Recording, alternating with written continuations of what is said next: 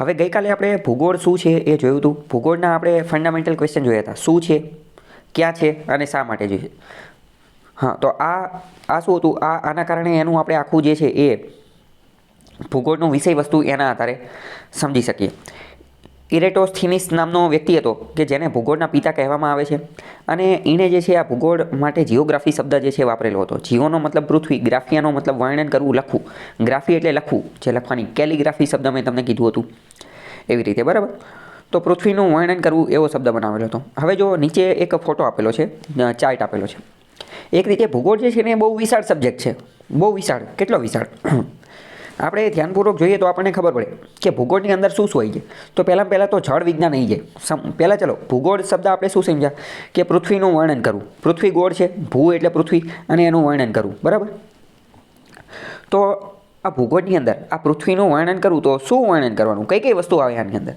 તો કે પહેલાં તો જળ વિજ્ઞાન આવી જાય આની અંદર. સમુદ્રશાસ્ત્ર, સમુદ્રની અંદરની તમામે તમામ વસ્તુ આવી જાય. પછી જમીન વિજ્ઞાન આવી જાય. જમીનનું ભૂગોળ, જમીન કેવા પ્રકારની છે, જમીનની અંદર ખડકો છે તો ખડકો કેવા પ્રકારના છે, અંદર મિનરલ્સ કેવા છે, ખનિજો કેવા છે, ધાતુ કેવી છે, અધાતુ કેવી છે, તો એ બધું જમીન વિજ્ઞાન. પછી વનસ્પતિ વિજ્ઞાન કે જેને વનસ્પતિ ભૂગોળ કહેવાય. અને બીજું એ કે આપણે, ચલો અહીંયા હું બીજી વાત સાથે કહી દઉં. મેં કીધું હતું કે વિજ્ઞાન અને ભૂગોળને સીધો સંબંધ છે. વિજ્ઞાન અને ભૂગોળને સીધો સંબંધ છે, બરાબર. તો એ બંને પણ એકબીજા સાથે જોડાયેલા છે. એટલે જો ઉપર જમીન વિજ્ઞાન લખેલું છે અને નીચે જમીન ભૂગોળ લખેલું છે. બધામાં એવું લખેલું હશે, જળ વિજ્ઞાન, સમુદ્રશાસ્ત્ર, બરાબર. તો જમીન, પછી વનસ્પતિ વિજ્ઞાન, પછી પ્રાણી વિજ્ઞાન, બરાબર. અને ગઈકાલે આ મેં તમને એક સિક્વન્સમાં એક વસ્તુ ચલાવેલી હતી, એક વસ્તુ ક્રમમાં ચલાવેલી હતી. એ યાદ છે તમને? કઈ ક્રમમાં એક વસ્તુ મેં ચલાવેલી હતી કે પહેલાં આ બને પછી આ બને? કઈ? રાઈટ. કે સૌથી પહેલાં શું? ક્લાઇમેટ એટલે કે આબોહવાના આધારે. રેઇનફોલ એટલે કે વરસાદના આધારે અહીંયાના જંગલોના આધારે અહીંયાની પ્રાણી સૃષ્ટિ, સજીવ સૃષ્ટિ, વનસ્પતિ સૃષ્ટિ અને એ બધું. અને એના આધારે મિનરલ્સ અને એના આધારે તે સંસ્કૃતિનો ને એનો વિકાસ થાય. ઓકે, રાઈટ, બરાબર. તો જો અહીંયા પણ એ જ રીતે ક્રમમાં આપેલું છે. જળ વિજ્ઞાન, તો જળ વિજ્ઞાન એટલે વરસાદની વાત કરે છે. પછી જમીન વિજ્ઞાન, હકીકતમાં જે પ્રકારનો વરસાદ આવે ને, જમીન પણ એ પ્રકારની જ બને. વરસાદને અને જમીનને લેવા દેવા છે. આપણે જ્યારે જમીનવાળું ચેપ્ટર ભણીશું ત્યારે હું તમને સમજાવીશ, બરાબર. જેમ કે પણ અત્યારે ટૂંકમાં કહી દઉં કે માની લો કે બહુ વધારે વરસાદ આવે છે, 200 સેન્ટીમીટર કરતાં વધુ વરસાદ આવે છે, તો શું થાય? જમીનનું ધોવાણ જ થતા કરે. જમીન આખી ધોવાઈ જાય તો ઉપરનું કાંપવાળું પડ આખું જતું રહે. યસ, પર્વતીય પ્રકારની જમીન પણ થઈ જાય. તો એને લેવા દેવા છે. તો જળ એટલે વરસાદ, એની ઉપરથી જમીનના આધારે પછી વનસ્પતિના આધારે પ્રાણી, બરાબર. અને આ બધું જ્યારે ભેગું થાય ત્યારે એને પારિસ્થિતિકી વિજ્ઞાન કહેવાય. પારિસ્થિતિકીને ઇંગ્લિશમાં કહેવાય ઇકોસિસ્ટમ. અને ઇકોસિસ્ટમ નામનો કીવર્ડ આપણે બહુ પહેલાં સમજી ગયા છીએ. યાદ છે કે નથી યાદ? પારિસ્થિતિકી એટલે કે ઇકોસિસ્ટમ. ઇકોસિસ્ટમ એટલે મેં તમને શું સમજાવ્યું હતું કે આખી સિસ્ટમ એટલે કઈ કે એમાં પ્રાણીઓ, પંખીઓ, પશુઓ, વનસ્પતિઓ, જંગલો, આજુબાજુનું વાતાવરણ, એમનું હેબિટેટ એટલે કે એમનું નિવાસસ્થાન, એમનું પાણી, પર્વતો, તમામ પ્રકારની વસ્તુ આવી જાય. એને શું કહેવાય? પારિસ્થિતિકી, ઇકોસિસ્ટમ કહેવાય. ઇકોસિસ્ટમના આપણે અમુક ઉદાહરણ જોયા હતા. જેમ કે રેઇન ફોરેસ્ટ, વરસાદી જંગલ પ્રકારની ઇકોસિસ્ટમ. જેમ કે ડેઝર્ટ પ્રકારની ઇકોસિસ્ટમ. જેમ કે પર્વતીય પ્રકારની ઇકોસિસ્ટમ. જેમ કે દરિયાઈ પ્રકારની ઇકોસિસ્ટમ, બરાબર. ખ્યાલ આવ્યો કે ન ખબર પડી? ઇકોસિસ્ટમ એટલે કે પારિસ્થિતિક વિજ્ઞાન. એને એક રીતે માનવ ભૂગોળ પણ કહેવાય, કારણ કે એમાં બધી વસ્તુ કવર થઈ જાય એટલે. પછી બીજું આવે પર્યાવરણ વિજ્ઞાન અથવા પર્યાવરણ ભૂગોળ. તો પર્યાવરણ ભૂગોળ જે છે એમાં પર્યાવરણનો અભ્યાસ કરવાનો હોય કે વાતાવરણમાં કેટલા વાયુ છે એ બધી વસ્તુ, બરાબર. ભેજ કેટલો, તાપમાન કેટલું, એ બધું. એવી રીતે સાંસ્કૃતિક ભૂગોળ આવે.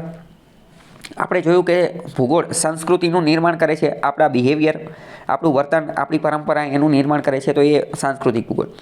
પછી દર્શનશાસ્ત્ર, પછી સામાજિક ભૂગોળ, પછી ઐતિહાસિક ભૂગોળ. હવે જો ઐતિહાસિક ભૂગોળ શું છે એ સમજીએ. તો કે ઇતિહાસની અંદર પણ ભૂગોળનો મહત્ત્વનો રોલ રહેલો છે. કઈ રીતે? જેમ કે સમજો, મગધ સામ્રાજ્ય જે છે એણે પાટલીપુત્ર કેપિટલ બનાવ્યું અને મગધ જે છે એ બહુ મોટું સામ્રાજ્ય બન્યું. તો એની પાછળ ભૂગોળનો બહુ મોટો રોલ હતો. કેમ? કારણ કે મગધના પાટલીપુત્રની અંદર અહીંયાની જિયોગ્રાફી, એની ભૂગોળ એવી રીતની હતી કે એને જે છે એ અહીંયાથી જંગલમાંથી જે છે એ હથિયારો બનાવવા માટે સામાન મળી રહેતો હતો. એના લાકડામાંથી ખનિજ સ્વરૂપે સારી વસ્તુ મળી રહેતી હતી. ગંગા યમુનાનો જે ફળદ્રુપ જમીન મળી રહેતી હતી, એટલે ખેતીવાડી માટે અને એ બધા માટે સારું હતું. અત્યારની આપણે વાત કરીએ, જેમ કે હિમાલય જે છે, તો હિમાલય આપણો સંતરી તરીકે કામ કરે છે. એટલે કે જો ચીન તરફથી ને એ બધી તરફથી આપણે એક રીતે નેચરલ બેરિયર, કુદરતી સંરક્ષણ પૂરું પાડે છે, બરાબર. તો હવે માની લો કે હિમાલય ન હોત તો રશિયાથી અને એ બધી જગ્યાએથી જે ઠંડા પવનો આપણી બાજુ આવી જાત તો આપણે ઠંડીમાં જ મરી જાત, બરાબર. તો ઇતિહાસની અંદર ભૂગોળ મહત્ત્વનો રોલ અદા કરે છે. જેમ કે વાત કરીએ, પ્લાસીનું યુદ્ધ થયું હતું, બરાબર. તો મોટાભાગના પ્લાસીનું પહેલું યુદ્ધ, બીજું યુદ્ધ, ત્રીજું યુદ્ધ, યુપીએસસીમાં તો એકવાર પ્રશ્ન પૂછાઈ ગયો કે બધા યુદ્ધ પ્લાસીમાં જ કેમ થાય છે, બધા યુદ્ધ પ્લાસીમાં જ કેમ થાય છે, બરાબર. તો કેમ? કારણ કે પ્લાસીની જિયોગ્રાફી એ રીતની છે કે ઉપરથી એટલે કે ઉત્તર ભારતમાંથી અફઘાનિસ્તાન કે પાકિસ્તાન, ત્યારે તો પાકિસ્તાન હતું નહીં, પરંતુ અફઘાનિસ્તાનવાળા વિસ્તારમાંથી જો કોઈ હુમલો કરવા આવે છે તો સૌથી પહેલાં જે છે એને પ્લાસી જ પડશે, પ્લાસીમાં જ એમને ભેગું થવું પડશે અને પ્લાસીમાં તે મેદાન મળી શકે છે કે જ્યાં યુદ્ધ થઈ શકે, બરાબર.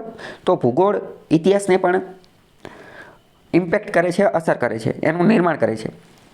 પછી રાજકીય ભૂગોળ, વસ્તી ભૂગોળ, આર્થિક ભૂગોળ એટલે કે ઇકોનોમીવાળું, એમાં તો મિનરલ્સ, જેટલા સારા મિનરલ્સ હશે, બરાબર. જેમ કે વાત કરીએ, ગલ્ફ કન્ટ્રીઝ છે તો ક્રૂડ ઓઇલની નેચરલ ગેસ એની ઉપર છે, તો એ તો ભૂગોળના કારણે જ એમની આખી ઇકોનોમી ચાલે છે, એવું કહી શકાય. પછી આર્થિક અને સંખ્યાત્મક, ગણિત, ભૂવિજ્ઞાન, હવામાનશાસ્ત્ર, એ બધું આપણે જોઈ લીધું, બરાબર. ખ્યાલ આવ્યો કે નહીં? તો ઇન શોર્ટ, ભૂગોળના અલગ અલગ ઘણા બધા પ્રકાર છે. પ્રાકૃતિક ભૂગોળ એટલે કે ફિઝિકલ જિયોગ્રાફી આપણે જોઈ લીધું હતું, અને માનવ ભૂગોળને કલ્ચર, સાંસ્કૃતિક ભૂગોળ, એ બધું આપણે જોઈ લીધું હતું, બરાબર. હવે આપણે નીચે આવી જાઓ. હવે પદ્ધતિસરના અભિગમના આધારે ભૂગોળની શાખાઓ, ભૂગોળની આપણે અલગ અલગ શાખા જોઈએ. પહેલાં તો આપણે જોઈ લઈએ કે ભૌતિક ભૂગોળ જે છે એની પણ અમુક પેટા શાખા છે. તો કઈ પેટા શાખા એ જોઈ લઈએ. પહેલાં તો ભૌતિક અને ફિઝિકલ એ શબ્દ આપણે ગઈકાલે સમજી ગયા હતા, યાદ છે કે નથી યાદ? તો ભૌતિક ભૂગોળ, ફિઝિકલ જિયોગ્રાફી, એના 5 વિભાગ છે. કયા? પહેલું તો જીઓમોર્ફોલોજી. પહેલું કયું? જીઓમોર્ફોલોજી. બીજું આબોહવા વિજ્ઞાન એટલે કે ક્લાઇમેટોલોજી. ત્રીજું સમુદ્ર વિજ્ઞાન એટલે કે ઓશિયાનોગ્રાફી. ચોથું જમીન વિજ્ઞાન એટલે કે સોઇલ જિયોગ્રાફી. અને પાંચમું જળ વિજ્ઞાન એટલે કે હાઇડ્રોલોજી. સૌથી પહેલાં આપણે સમજીએ કે ચલો આબોહવા વિજ્ઞાન એટલે કે ક્લાઇમેટોલોજી. તો આની અંદર શું આવશે? તમે વિચારીને કહી શકો ખરા? ક્લાઇમેટોલોજી, આબોહવા વિજ્ઞાનની અંદર શું આવશે? બરાબર. આબોહવાની અંદર શું આવે? તો કે અહીંયાની આબોહવા, કોઈ પણ વિસ્તારની આબોહવાની અંદર શું આવે? તો પહેલાં તો અહીંયાનું તાપમાન આવે, કે તાપમાન અહીંયાનું ગરમ છે કે ઠંડુ છે, કેટલું તાપમાન છે કે મધ્યમ છે, બરાબર.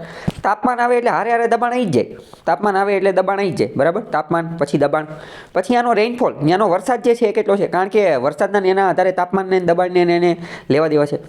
પછી બીજું શું આવે?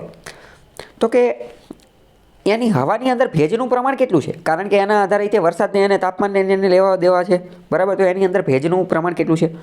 પછી હવે જો વરસાદ છે તો વરસાદને વાદળ હારે લેવા દેવા છે, તો કે વાદળોનું પ્રમાણ કેટલું છે, બરાબર. પછી પવન છે કે નહીં, પવન હોય તો ચક્રવાત છે કે નહીં, બરાબર. તો આ બધી વસ્તુ યાદ રાખવાની. ખ્યાલ આવ્યો? ફરીથી કહી દો. આબોહવા વિજ્ઞાન, આબોહવા અત્યંત મહત્વનો કીવર્ડ છે. એનું ઇંગ્લિશ થાય ક્લાઇમેટ. ગમે ત્યારે આ શબ્દ આવે એટલે તમારા મગજમાં શું ફરવું જોઈએ? આબોહવાનો અભ્યાસ કરવાનો, ક્લાઇમેટનો અભ્યાસ કરવાનો.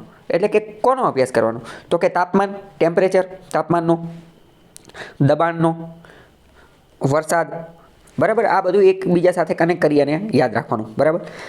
કારણ કે હું તમને આગળ જતાં અમુક ઘણા બધા ક્વેશ્ચન બતાવીશ. એ ક્વેશ્ચન જે છે ને, એ ક્વેશ્ચન જ એ રીતના હશે કે ખાલી તમે આ કીવર્ડ ટેકનિકના માધ્યમથી તમે એક ક્વેશ્ચન સોલ્વ કરી શકો. યુપીએસસીની અંદર આવા ક્વેશ્ચન પૂછાઈ ગયેલા છે કે આના ઉપર, ફોર એક્ઝામ્પલ, ચલો અત્યારે હું તમને એક એક્ઝામ્પલ આપું, બરાબર. જેમ કે મેઇન્સની અંદર માની લો કે પ્રશ્ન પૂછાઈ જાય કે અંદમાન નિકોબારની ક્લાઇમેટોલોજી વિશે ટૂંક નોંધ લખો, અથવા અંદમાન નિકોબારની આબોહવા વિજ્ઞાન વિશે જે છે એ ટૂંક નોંધ લખો. હવે તમે વિચારો, આવો ક્વેશ્ચન તમે કંઈ જોયો ન હોય, કોઈ બુકની અંદર આવો જોવા મળેલો ન હોય, અથવા હવે ચલો તમને એવું લાગે કે આ તો હું મેઇન્સની વાત કરું છું કે મારે તો પ્રિલિમ્સની તૈયારી કરવાની છે, તો પ્રિલિમ્સમાં એ પ્રશ્ન પૂછાઈ શકે ને કે અંદમાન નિકોબાર અથવા તો લક્ષદ્વીપની આબોહવા વિજ્ઞાન, ત્યાંની ક્લાઇમેટોલોજી વિશે નીચેના વિધાનો ધ્યાને લો. પછી ત્યાંની ક્લાઇમેટોલોજી આ પ્રકારની જોવા મળે છે. 4 વિધાન આપી દીધેલા હોય અથવા 4-5 વિધાન આપી દીધેલા હોય. ઓકે, ખ્યાલ આવ્યો? તો ફોર એક્ઝામ્પલ, હવે આવો ક્વેશ્ચન તો આપણે ક્યાંય વાંચેલો ન હોય, તો આવા ક્વેશ્ચનમાં આપણે શું કરવાનું? આપણે ક્લાઇમેટોલોજી આપી એટલે આપણા મગજમાં ખબર પડી જાય કે ભાઈ ક્લાઇમેટોલોજી એટલે શું? તો કે ત્યાંનું તાપમાન, ત્યાંનું દબાણ ને એ બધું. તો આપણે ડાયરેક્ટ એના વિશે બધું લખવા માંડવાનું કે અહીંયા તાપમાન કેવું જોવા મળતું હશે. તો આપણે જોઈએ કે દરિયા કિનારાની આજુબાજુમાં છે, દ્વીપ સમૂહ છે, તો એનું તાપમાન એ રીતનું જોવા મળતું હોય. પછી આપણે જોઈએ કે એ કર્કવૃતથી નજીક છે કે દૂર છે, તો આપણે એના આધારે અંદાજ જે છે એ લગાવવાનો, બરાબર. કે અહીંયા પવનો જે છે એ કેવા જોવા મળતા હશે, અહીંયા વરસાદ જે છે એ કેવો જોવા મળે. તો વરસાદ તો આપણને ખબર જ છે કે અહીંયા 200 સેન્ટીમીટર કરતાં વધુનો વરસાદ જોવા મળે, બરાબર. એટલે ઇન શોર્ટ તમે ખ્યાલ આવ્યો કે આવો ક્વેશ્ચન જ્યારે પૂછાઈ જાય તો એ તમને આ એક રીતે એનાલિટિકલ પ્રકારનો ક્વેશ્ચન કહેવાય કે જે તમને કોઈ બુકની અંદર ક્યાંય ન મળે, પણ આનો જવાબ તમે આપી શકો જો તમે કીવર્ડ બરાબર સમજતા હોય તો. ખ્યાલ આવ્યો? ઓકે, ચલો બીજું છે હવે ઓશિયાનોગ્રાફી, સમુદ્ર વિજ્ઞાન. તો કે સમુદ્ર વિજ્ઞાનની અંદર શું આવે? તો કે સમુદ્ર વિજ્ઞાન કીવર્ડ ઉપરથી ખબર પડે કે સમુદ્રનો અભ્યાસ કરવાનો, સમુદ્રની ઉત્પત્તિ કઈ રીતે થઈ, સમુદ્રની અંદર જે ભારતીય અને ઓટ આવતી હોય એ, સમુદ્રની અંદર જે સજીવો જોવા મળતા હોય, ત્યાં જે સમુદ્રની અંદર જે પર્વતો, સમુદ્રની અંદર એ પર્વતો હોય એની ઊંડાઈ કેટલી છે, બરાબર. તો એ જોવું પડે. સમુદ્રની પાણીનું તાપમાન કેટલું છે, સમુદ્રના જે પ્રવાહ હોય, જે પવન હોય, સમુદ્રના પ્રવાહ હોય, ભરતી મોજા નહીં આવતા હોય એના વિશે જોવું પડે. સમુદ્રનું ભૂપૃષ્ઠ આપણે જોયું હતું કે સમુદ્રની અંદર એ મેદાન આવેલા હોય, સમુદ્રની અંદર પર્વત આવેલા હોય, સમુદ્રની અંદર ખીણ આવેલી હોય, તો એ બધાનો અભ્યાસ કરવો પડે. મોસ્ટ ઇમ્પોર્ટન્ટ, સમુદ્ર જે છે એની ખારાશ કેટલી છે, એની ખારાશ કેટલી છે. બધી જગ્યાએ સમુદ્ર કંઈ એક સરખો ખારો ન હોય, એને કહેવાય સેલિનિટી. સમુદ્રની ખારાશ કેટલી છે, બરાબર. જેમ કે વાત કરીએ બે ઓફ બેંગાલ, બંગાળની ખાડી અને અરેબિયન સી, આ બેમાંથી વધારે ખારાશ કોની છે તમે વિચારીને કહો તો. ઓકે, તો વાત કરીએ કે અરેબિયન સાગર જે છે, અરબ સાગર, અરેબિયન સી, અરબ સાગર, એની સેલિનિટી, એની ક્ષારીયતા જે છે વધુ છે. એની ક્ષારીયતા કેવી છે? વધુ છે. જ્યારે બે ઓફ બેંગાલ, બંગાળની ખાડી જે છે એની ક્ષારીયતા ઓછી છે. શા માટે? કારણ કે જે બંગાળની ખાડી જે છે ને, ત્યાં ઘણી બધી નદીઓનો અંત થાય છે. હા, અહીંયા ઘણી બધી નદીઓનો, જેમ કે બ્રહ્મપુત્ર અને યમુના અને ગંગા ને એ બધી. અને આ બધી નદીઓનું પાણી કેવું હોય? તો કે નદીઓનું પાણી તો ફ્રેશ હોય, તાજું હોય, બરાબર. એટલે ત્યાં તાજું પાણી હોય તો એ બે ઓફ બેંગાલની અંદર ભળશે તો એની સેલિનિટી ઓછી હશે. એની સરખામણીમાં અરબ સાગરની અંદર ઓછી નદી જે છે એ અંત પામે છે, બરાબર. ખ્યાલ આવ્યો? તો આ બધાનો પણ આપણે અભ્યાસ કરવો પડે. એટલે સેલિનિટી તરત ને તરત આવી જાય. અત્યારે મેં તમને જે કોન્સેપ્ટ સમજાયો, આ તમને વિધાનવાળા વાક્યમાં પૂછાઈ જાય કે અરબ સાગર કરતાં બંગાળની ખાડીમાં સેલિનિટી, ગુજરાતીમાં કહીએ તો ક્ષારીયતાનું પ્રમાણ વધારે જોવા મળે છે, બરાબર. પહેલું વિધાન આ આપી દે અને બીજું એનું કારણ આપી દે કે આનું કારણ ક્ષારીયતા, યસ રાઈટ, કે મીઠા પાણીની નદીઓનો અંત વધુ થાય છે, બરાબર. તો એ તમારે જોઈ લેવાનું. મેં તમને કોન્સેપ્ટ સમજાયો. એ વિધાનને સારું લાગે તો સાચું બનાવે, સારું લાગે તો ખોટું બનાવે, અથવા તો આપણે જે રીઝન અને એસેરેશન આપે છે, કારણ અને તારણ આપે છે, ઉપર એકાદું કારણ આપી દે અને નીચે એનું વિધાન આપી દે, પછી કે વિધાન એ સાચું કારણ છે, એવી રીતનું પણ પૂછી લે. ઓકે, તો ઓશિયાનોગ્રાફી, સમુદ્રશાસ્ત્રની અંદર શું સમજવાનું હોય કે સમુદ્રની ઉત્પત્તિ કેવી રીતે થઈ, એની ઉત્ક્રાંતિ કેવી રીતે થઈ, ત્યાં ભરતી અને ઓટ કેવી રીતના આવે છે, ત્યાંના સમુદ્રના પ્રવાહો જે છે એ કેવા છે, સમુદ્રનો પ્રવાહ ગરમ છે કે ઠંડો છે કે કઈ રીતનો છે, સમુદ્રની ઊંડાઈ કેટલી છે, સમુદ્રની અંદરનું ભૂપૃષ્ઠ, અંદરનું લેન્ડસ્કેપ જે છે એ કેટલું છે, એની સેલિનિટી કેટલી છે. બીજું મોસ્ટ ઇમ્પોર્ટન્ટ, સેલિનિટી આવે એટલે તરત ને તરત એની આરે બીજી શું આવી જાય કે એની ઘનતા આવી જાય, એના પાણીની ઘનતા કેટલી છે, બરાબર. તો આવી બધી વસ્તુ આવતી હોય. ઓકે, ચલો હવે બીજી વસ્તુ સમજીએ કે જમીન વિજ્ઞાન, સોઇલ જિયોગ્રાફી. જમીન વિજ્ઞાનની અંદર શું આવશે? તો કે જમીન વિજ્ઞાનની આપણે વાત કરીએ તો એમાં જમીન વિશે આવશે બધું. જેમ કે જમીનના પ્રકાર, ક્ષારવાળી જમીન, કાંપવાળી જમીન, કાળી જમીન, રેગુરની જમીન પણ એને કહેવાય છે, બરાબર. તો પહેલાં તો જમીનના પ્રકાર. હવે જમીનનું નિર્માણ કેવી રીતે થયું? મેં તમને કીધું વરસાદના આધારે જમીનનું નિર્માણ થાય, ત્યાંની આજુબાજુની આબોહવાના આધારે નિર્માણ થાય. તો એનું નિર્માણ, એનું વિતરણ કયા એરિયાની અંદર કઈ જમીન આવેલી છે, એ જમીનના લક્ષણો કેવા છે, એટલે કે એ જમીનમાં કેવો પાક થઈ શકે, એ જમીનની અંદર કેવા પોષક તત્વો જોવા મળે, એ જમીનની અંદર કેવા સજીવો જોવા મળે, કેવા ઓર્ગેનિઝમ, માઇક્રો ઓર્ગેનિઝમ, સૂક્ષ્મ જીવો જોવા મળે. તો આ બધી વસ્તુ, બરાબર. જળ વિજ્ઞાન, તો એમાં જળ વિશેનો અભ્યાસ કરવાનો. જળ શેની અંદર આવે? તો કે નદીમાં આવે, સમુદ્રમાં આવે, મહાસાગરમાં આવે, તળાવમાં આવે, સરોવરમાં આવે, હિમ નદીની અંદર આવી જાય, બરાબર. તો ટૂંકમાં પાણી જ્યાં જ્યાં જોવા મળતું હોય એ બધાની અંદર એનો અભ્યાસ કરવાનો, બરાબર. હવે પહેલી વસ્તુ બાકી રહી ગઈ, ભૂ સ્વરૂપ, જીઓમોર્ફોલોજીની અંદર શું આવે? તો કે જીઓમોર્ફોલોજી જે છે ને એ જ હકીકતમાં ઘણા લોકો તો એને જ ખાલી ભૂગોળ સમજી લે છે, બરાબર. તો જીઓમોર્ફોલોજી, જીઓ એટલે શું? તો કે જીઓ એટલે પૃથ્વી. તો પૃથ્વીની અને એના બધાની વાત કરવાની, એટલે કે એની અંદર આવી જાય આબોહવા. એની અંદર શું આવી જાય? આબોહવા છે. સોરી, તો જે ભૂસ્વરૂપ વિજ્ઞાન જીઓમોર્ફોલોજી છે એટલે કે જીવો, એમાં પૃથ્વીની વાત આવશે. પૃથ્વી જે છે, પૃથ્વી ઉપર શું શું આવેલી છે, પૃથ્વી ઉપરના ભૂમિ સ્વરૂપો કયા કયા છે, લેન્ડસ્કેપ કયા કયા છે, પૃથ્વી ઉપરના જે ભૂમિ સ્વરૂપો જે છે એનું વિતરણ કઈ રીતે થયું, એની ઉત્પત્તિ કઈ રીતે થઈ, એની ઉત્ક્રાંતિ કઈ રીતે થઈ, એ બધું આવશે. બરાબર. હકીકતમાં ભૂ સ્વરૂપ વિજ્ઞાન અથવા જીઓમોર્ફોલોજી એને તમે એવી રીતે યાદ રાખી શકો કે શું છે, એ હકીકતમાં લેન્ડસ્કેપ, ભૂપૃષ્ઠ છે. શું છે? ભૂપૃષ્ઠ. ભૂપૃષ્ઠ એટલે શું, લેન્ડસ્કેપ એટલે શું, મેં તમને પહેલાં જ સમજાવી દીધું હતું. જમીનની ઉપર જેટલી વસ્તુ આવેલી હોય એ બધી. ઓકે, ખ્યાલ આવ્યો કે નહીં? ચલો ફરીથી હવે હું તમને કહી દઉં. ભૌતિક ભૂગોળ, ફિઝિકલ જિયોગ્રાફી, એની અમુક શાખાઓ છે. તો કે એક તો જીઓમોર્ફોલોજી, ભૂ સ્વરૂપ વિજ્ઞાન, આબોહવા વિજ્ઞાન, ક્લાઇમેટોલોજી, સમુદ્ર વિજ્ઞાન, ઓશિયાનોલોજી, જમીન વિજ્ઞાન, સોઇલ જિયોગ્રાફી અને જળ વિજ્ઞાન, હાઇડ્રોલોજી. બરાબર. જો આ બધા ઉપરથી કોઈ એટલો ડિટેલમાં ક્વેશ્ચન નહીં પૂછે, પણ આપણે આનો કીવર્ડ ખબર હોય ને, તો કીવર્ડના આધારે આપણે MCQ એલિમિનેટ કરી શકીએ, સ્ટેટમેન્ટ વિધાન એલિમિનેટ કરી શકીએ અને આગળ વધી શકીએ. બરાબર. તો હવે આ બધાની તમને આછી પાતળી ખબર પડી ગઈ. ઓકે, ચલો હવે આપણે જોઈએ માનવ ભૂગોળ. માનવ ભૂગોળ એટલે કે હ્યુમન જિયોગ્રાફી. તો કે હવે માનવ ભૂગોળ એ મેં તમને ઓલરેડી સમજાવી દીધું હતું. શું સમજાવ્યું હતું?